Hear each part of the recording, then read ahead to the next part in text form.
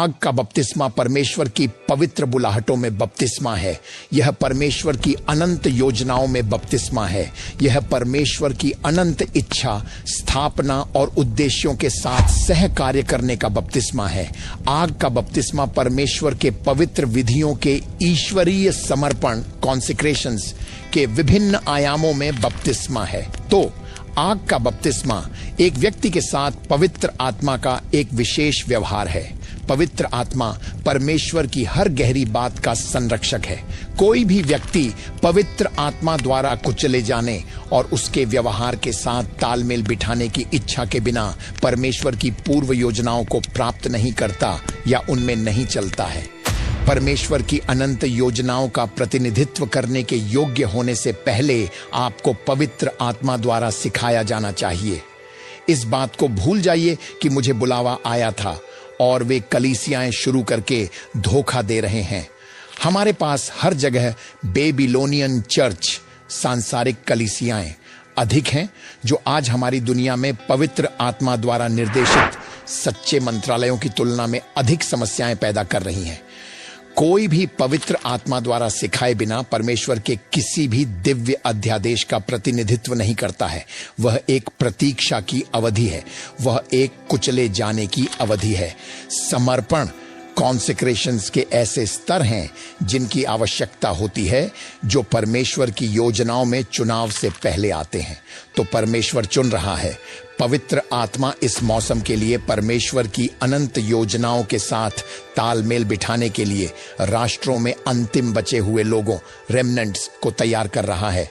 तो प्रभु कहते हैं कि व्यक्तिगत अनुभव होंगे। पवित्र आत्मा आपके हृदय से बात करना शुरू करेगा। पवित्र आत्मा आपके जीवन के उन क्षेत्रों को उजागर करना शुरू कर देगा जिनसे आपको निपटना है।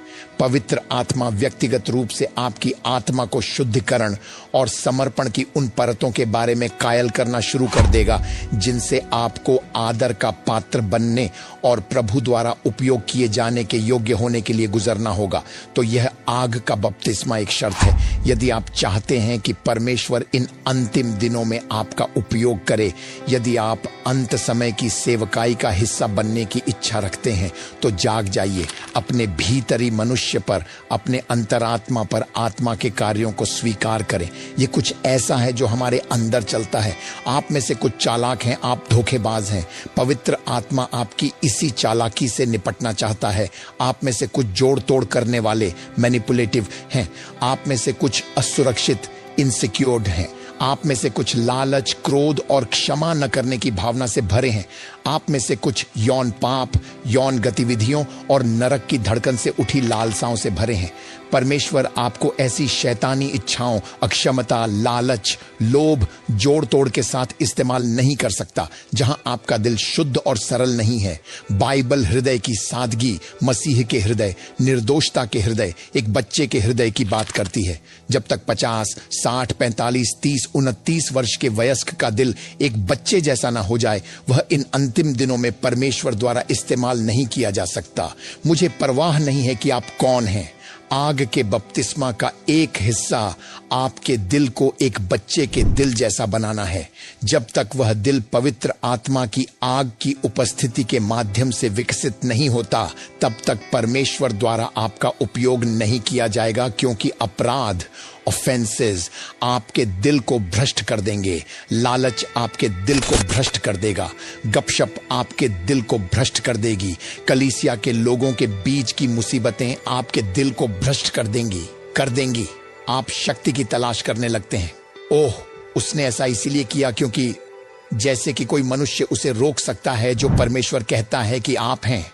आपकी हिम्मत कैसे हुई यह सोचने की कि किसी ने आपके बारे में जो कहा वह उसे रोक सकता है जो परमेश्वर आपके लिए करने वाला है। जब किसी चमत्कार या किसी पद पर अनंत काल में आपका नाम लिखा होता है, तो कोई भी मानवीय हस्तक्षेप उसे रोक या बाधित नहीं कर सकता जो परमेश्वर के पास आपके लिए है। समस्या यह है कि आपके पास बच्चे जैसा दिल नहीं है। आपके पास वह दिल नहीं है जो पूरी तरह भरोसा करता है। एक बच्चे को एक निश्चित ऊंचाई पर खड़े होने के लिए कहें और पिताजी कहें कूदो, वह बच्चा 2 बार नहीं सोचेगा। वह बच्चा पिताजी पर कूद जाएगा क्योंकि उसे यह भरोसा है कि पिताजी मुझसे प्यार करते हैं और पिताजी मुझे फर्श पर गिरने नहीं देंगे। क्या आप मुझे सुन रहे हैं? वह एक बच्चे का दिल है। एक बच्चे के दिल में कोई पूर्व धारणा नहीं होती है। एक बच्चे का दिल शुद्ध, पवित्र और निष्कलंक होता है। और यही वह चीज है जो पवित्र आत्मा की आग हमारे जीवन में लाएगी, जहां हम परमेश्वर पर पूरी तरह भरोसा कर रहे हैं और कोई भ्रष्टाचार नहीं, नरक के गड्ढे से कोई घुसपैठ नहीं।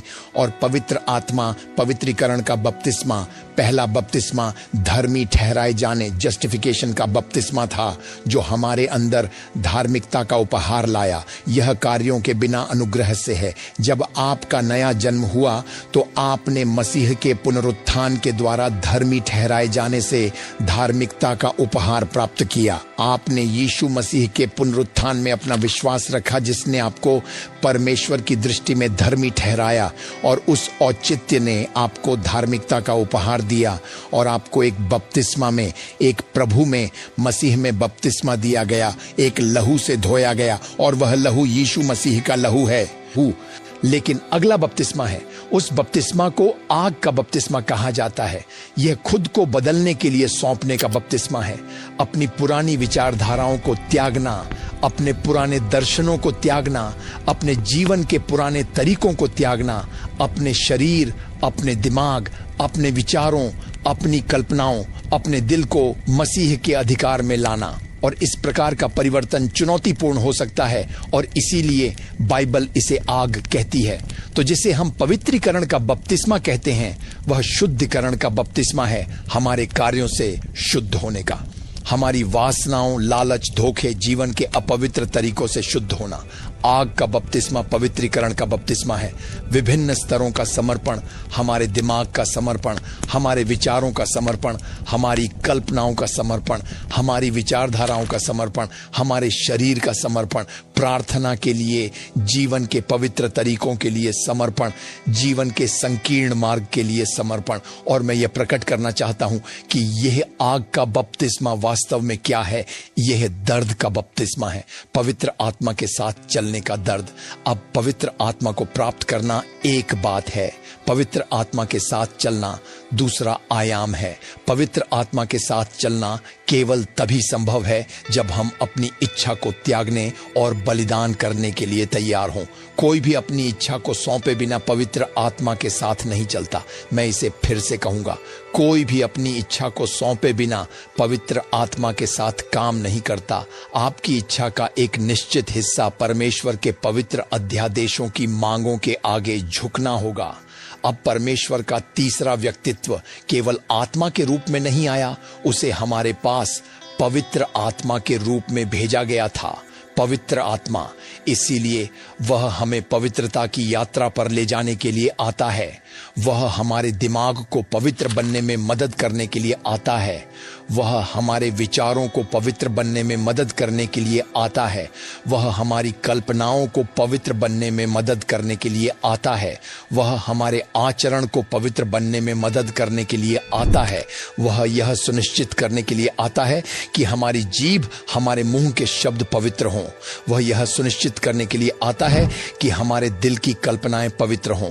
तो परमेश्वर के तीसरे व्यक्ति की सेवकाई मानव चेतना का पवित्रीकरण, शुद्धिकरण और पुनः संरेखण, रीअलाइनमेंट लाना है, ताकि वह परमेश्वर की पवित्रता में, प्रभु की शुद्धता में आ सके। और निश्चित रूप से जब कोई व्यक्ति पवित्र आत्मा के साथ चलना शुरू करता है तो सबसे पहली चीज जो वह अनुभव करेगा वह है दर्द।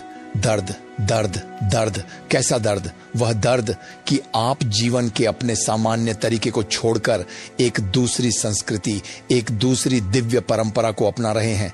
आप वह छोड़ रहे हैं जो आप किया करते थे, और जो आप किया करते थे उसे छोड़ने की वह लड़ाई ही आग का बपतिस्मा है। यह एक शुद्धिकरण, पर्ज है।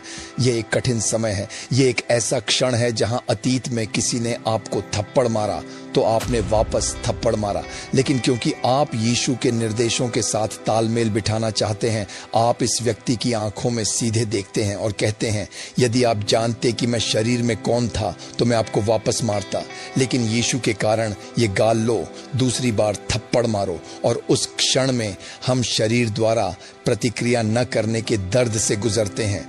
अब यह आग का बपतिस्मा है जिसे सरल शब्दों में समझाया गया।